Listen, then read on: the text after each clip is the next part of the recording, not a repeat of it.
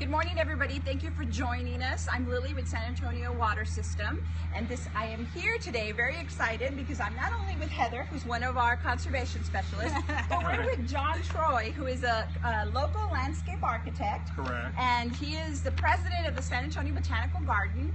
And we are in a beautiful landscape. Wanted to talk to you about how something this beautiful can also be a water saver. But before we get into all of that, there's really a bigger connection that John is going to take us through. So before I let him start talking, I'm going to do a quick little housekeeping, which is remember to swipe and share.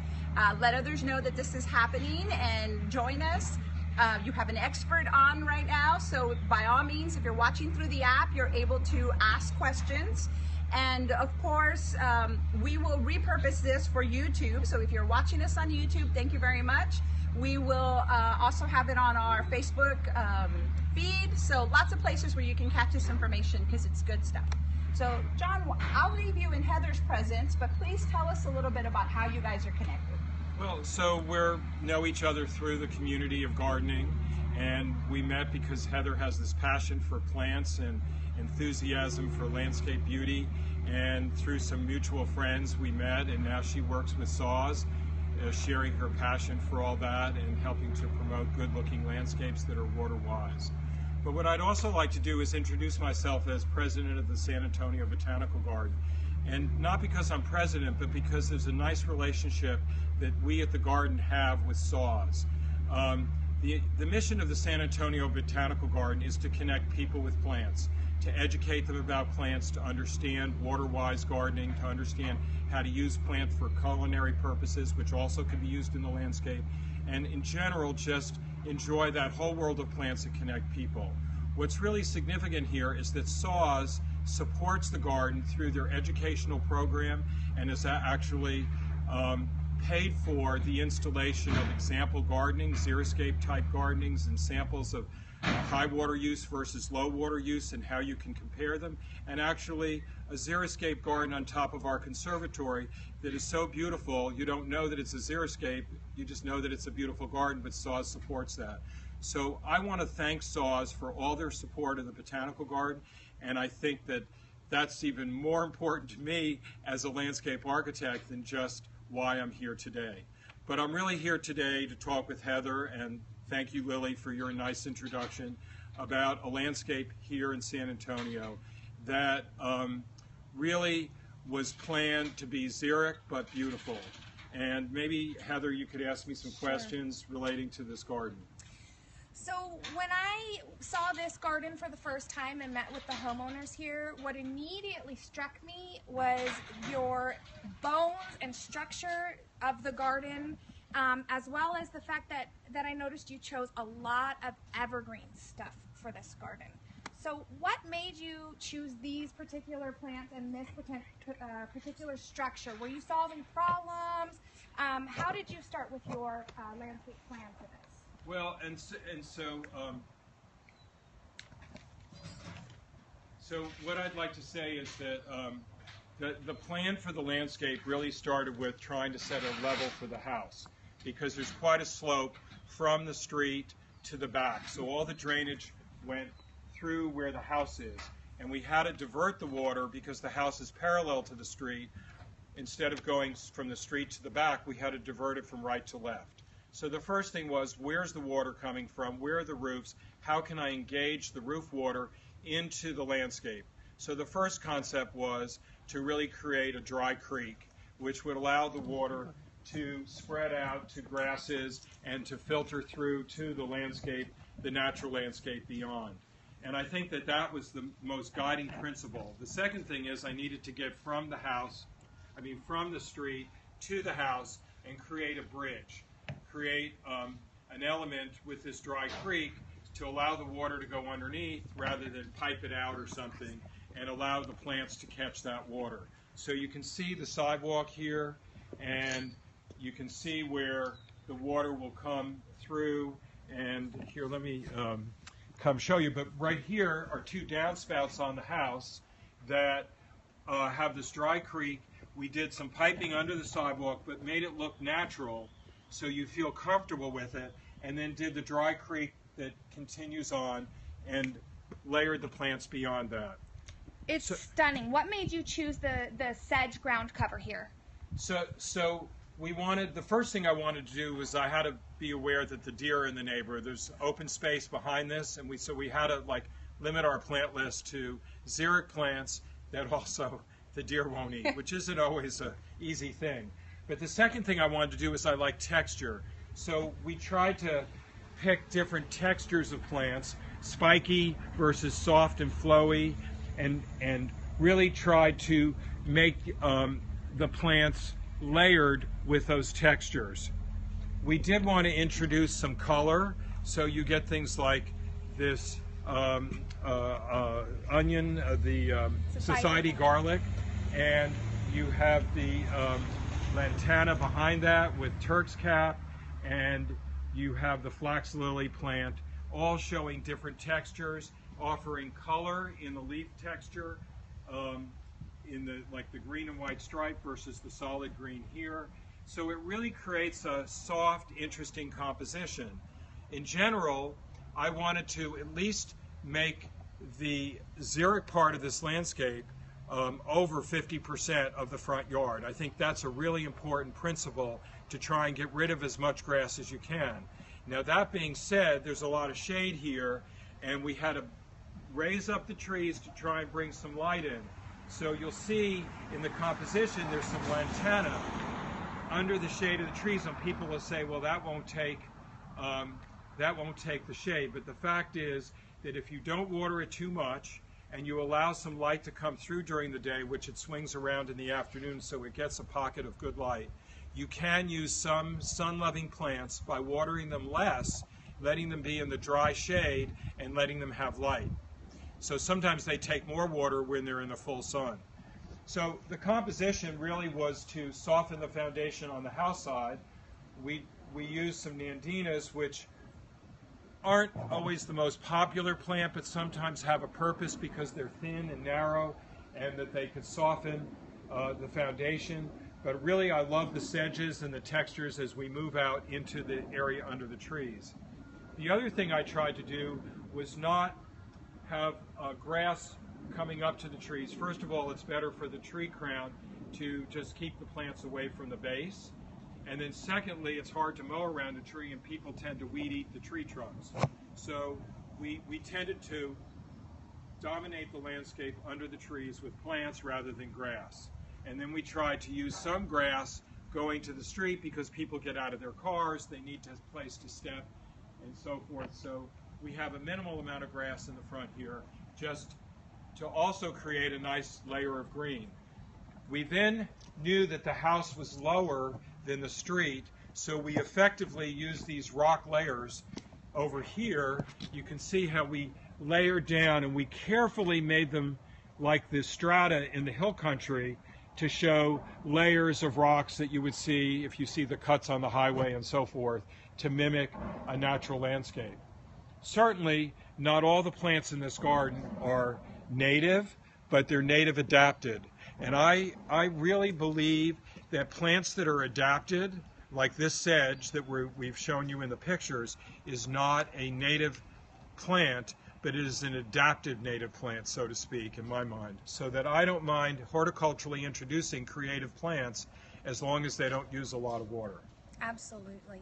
I think a point to really stress in listening to John and the challenges that he took into account when he was designing this landscape is sometimes you need a landscape architect to help you with your yard, right, especially when you're having issues with drainage. It's very, very important to deal with any drainage issues before you plan your garden. I think that's actually correct. I do residential landscape architecture, and what most people think of as the decorative part of the landscape, which sells these pretty compositions and so forth in the gardens that they support as well as the gardens they represent, it's really the bones of the garden that make a difference. I've been involved with horticulture in this community since the early 1980s, and one of the things that we have tried to stress is really the bones of the garden, like the soil and what's happening below the soil, where is the drainage going, and how are we moving the water away from a foundation so we don't have foundation problems, but also using that water creatively to help enhance the landscape.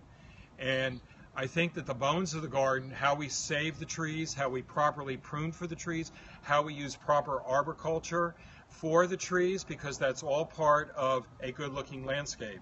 And so, and then as you implement a good design, it's having the proper mulches, the 3 inches of mulches, and planting the plants with good deep soils, because in the end you can put tiny plants in and they will, as a good investment, they will grow multiple.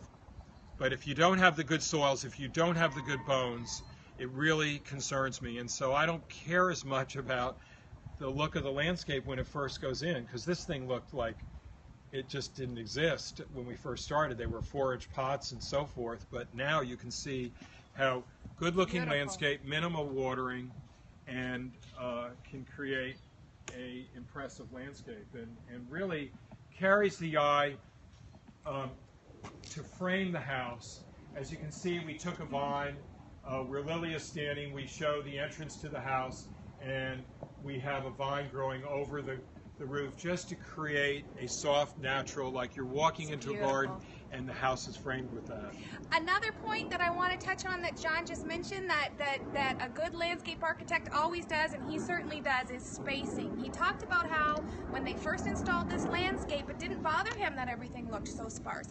That's because he knows proper spacing of plants and that they will grow up and grow bigger and fill in. It's very important to always take the mature size of the plant when you're planting your garden into account. Otherwise, everything will be too crammed, and then you get this weird gumdrop, Edward Scissorhands type pruning situation on your hands. So that's really a good point. So in a landscape like this, there isn't a lot of, quote, pruning on this landscape. There's a lot of caring for this landscape. So hand pruning can be very effective on making the plants look like they belong together. I don't like to shear them, the Edward Scissorhands look. And people often put things too close together because they want instant gratification. Yep. I would give up the instant gratification and say, in 2 to 3 years, it'll look good, or you plan for the 3 to 5 year period. Think about how that plant grows. So many examples of where people just put them together and they don't realize how big it grows. And sometimes my clients ask me for that, and I say, okay, in 3 years you're going to pull out every other plant. And they just say, well, I'm too old for that. And I say, well, the older I get, the more patient I am with the plants, because I know what they'll actually grow and look like. Absolutely. I had a question from a viewer. Yes? They had actually asked if there were any ferns in the shade areas. Would that be appropriate? Yes, but we have deer, and I think that would be a limiting factor. So there are certain ferns that take up a lot of water, and there are other ferns that don't. And things like holly fern would not be a choice that I use a lot unless I have good deep soils and a lot of water. But there are some other ferns, and I'm struggling to think like of. Foxtail fern and river fern. What about those ones? Well, river fern spreads voraciously, does like water, and if you have a low spot, where it collects water, river fern will do okay, and you can see that, but it does like some water. Holly fern also likes some water. Asparagus fern doesn't like water, but it can do without much water, but it has those bubble roots, and it's really not a true fern. It's just sort of called a fern. So the foxtail fern is really attractive, and it really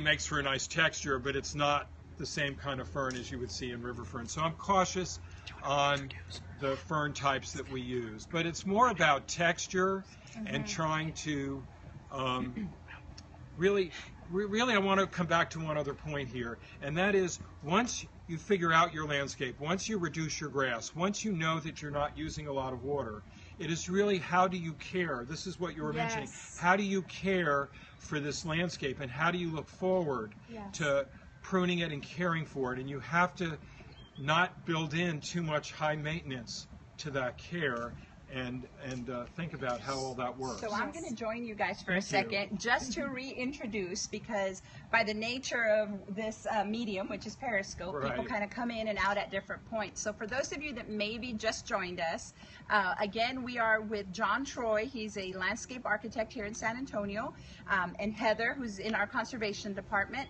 We are talking about landscaping design, and we're specifically talking about how something this beautiful does not necessarily need a lot of water if you have correct planning. So just a quick reintroduction. I know we're sort of towards the end and you were about to jump into another topic, but I just wanted to let everybody know where we were and what was happening. Well, I think that's a good point, and I think that you can waste water in a landscape if you water too much, even with a xeric landscape. Yes. And I know that the SAWS team came out to my house and advised me on how to manage my water at my house. I've had my sprinkler off, this is August 2016, from August 1st, or the first week in August, because of all the rain. And I think we have to be really smart about that idiot box we have in our garage that we run to water our landscape, because the bottom line is we don't only want a beautiful landscape, but we have to manage our sprinkler system, and those rain gauges, sort of work.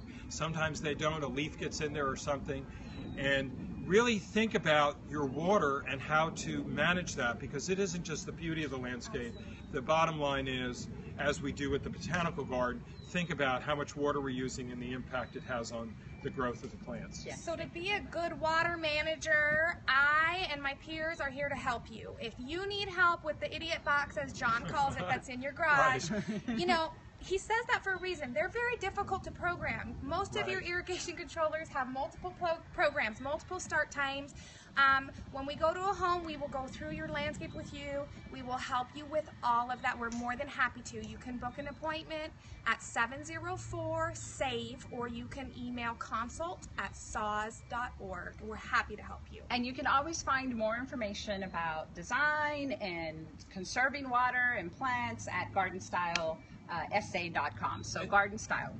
I think that's very important, and one of the other reasons why I'm here today, or part of what I said at the beginning, is that I like giving back to the community of San Antonio, and the San Antonio Botanical Garden is just such a perfect example and such a great partnership with SAWS. For those that didn't hear my introduction, that we as landscape architects, landscape designers, people who are in the horticulture industry, master gardeners, people who are committed to professional and beautiful horticulture in this community, all share in the San Antonio Botanical Garden. And so that's the way I give back to all my clients who have so graciously allowed me to help them design their gardens. And we're all thankful to you for that, John. Sure, Thank I you. appreciate it. I have a question. What is the feathery plant behind Heather against the wall? Oh, Oh, so that's there. bamboo muley grass, which is so wonderful and soft. It has such a great texture, and we don't prune it, and it just creates a beautiful texture. Bamboo muley grass. It's a type of muley grass. A lot of people know the pink muley grass, and it's just so soft, and it makes great for cuttings and flower arrangements with like very stiff architectural flowers. You can come do that, but we contrasted it with the bicolor iris, and then use that same texture with the society garlic. So can you, we had another question from a viewer who is asking, where would someone be able to find these plants? Well, there's a lot of really great nurseries. I know my favorites. Perhaps I shouldn't identify any specific ones. Or, No, you can. well, I mean, I love going to Shades of Green because that's in the hood where I drive every day. And Shades of Green is organic, and I'm not promoting them, but they have a lot of these plants there, as does Milberger's, Rainbow Gardens, many other fine landscape nurseries in town. And I think that you can also connect with the Texas Nursery Landscape Association, which also helps to promote all the things that we're talking about in nurseries that are connected to that organization. So I really believe that there's a lot of good nurseries, but there are some books out there that you can buy and look at. You can often go to Fanix to get some unusual plants. Yeah. A lot of these are ordinary skullcap over there, the lamb's ear, the society garlic, bicolor, the muley grass, the bamboo muley, the red salvia, the yucca actually those are type of bear grass, but the textural southwestern look. You know, a lot of these are pretty easy to find. The crepe myrtle, That's a tall crepe lantanas, you know, really, they're really available everywhere. And you just need to go to your favorite space, favorite nursery, and just kind of what I do is space out and just enjoy. And then I want one of everything. And as a reminder and a sort of a conclusion, don't make your landscape a kid in the candy store kind of design. No way. So you go to the store and you see 50 different plants and you buy one of each, and that's horticulturally interesting. And that's one kind of concept. As a landscape architect, I try and mass out the plants, so I use 12 of these or 24 of those and really create sweeps of plants. So not only are we water-wise, but we really have a gracious, soft-looking landscape that doesn't look too busy. Perfect. That is such a good point.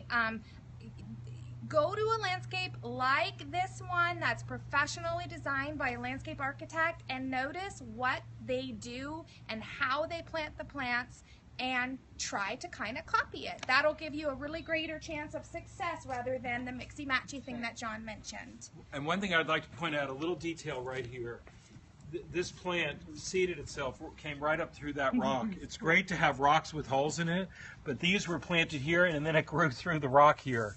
And it's great to plant rocks and let the plants kind of integrate. Plant the rocks and the plant. Right, plant the rocks and the plants. So I think this is a great point for us to conclude. Sure. Thank you so much, everybody, for joining us today. We'll have links to more resources where we can find some more information. I'm sure we'll have some garden-style articles that you guys can read.